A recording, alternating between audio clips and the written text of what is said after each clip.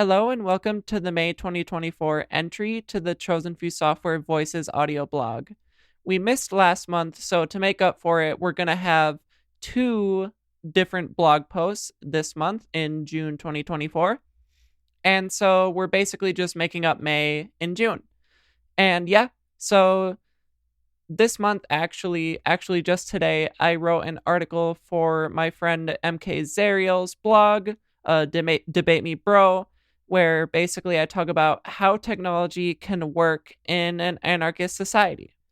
And so I'm going to just go ahead and read that article for y'all since I thought it was a pretty good introduction to what we value here at Chosen Few Software, apart from our mission statement and a lot of the other materials we have out there. So yeah, without further ado, let's get started. Are technology and anarchy compatible with each other? In our modern capitalist society, we live in an era of unprecedented access, of information, of energy, and of access. Indeed, we can look no further than the development and subsequent commercialization of the open internet to find what has wrought this massive growth in global connectivity and commerce.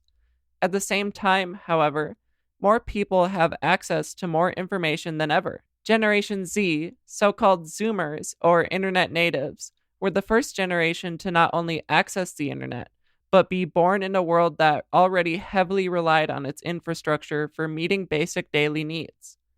Consequently, they're one of the first generations of people in a long time, or perhaps ever, to excel in independent critical thinking as a result of the relative wealth of information that they grew up with. For example, most American teenagers I meet on a regular basis have some kind of complaint about capitalism and how much the prison industrial complex totally sucks. That's some pretty Marxist rhetoric to come from someone who has barely entered high school.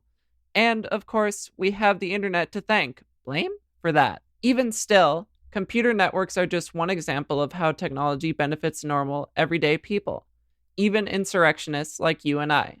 It begs the question, how should one even define technology itself as a phenomena? What do we classify as technology, and how do we relate to it? Finally, how do we use the way we think about technology to empower ourselves and our fellow revolutionaries? The answers lie directly ahead of us. Let's jump in. First off, what is technology? Technology, put simply, is anything invented by anyone ever to overcome a limitation of the human body.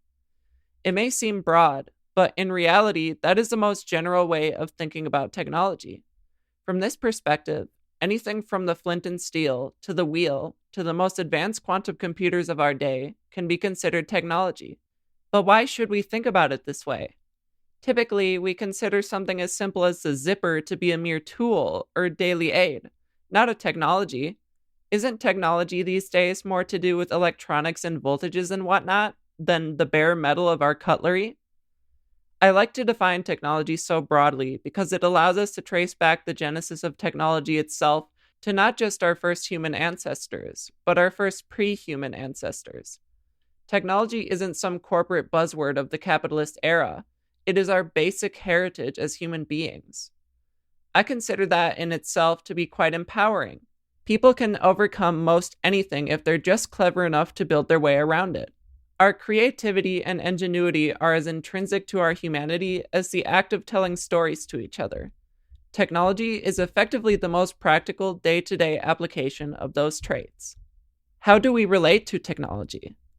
Given this post-humanist perspective of technology, it might make some listeners wonder, how do I relate to technology? Therein lies the beauty of technology, the answer to that question. Technology, in its most basic sense, helps us do things that we normally can't. So then, it really depends on what you want or need to do as a unique, self-contradictory human being. The fact is that technology mostly benefits all of us on a daily basis.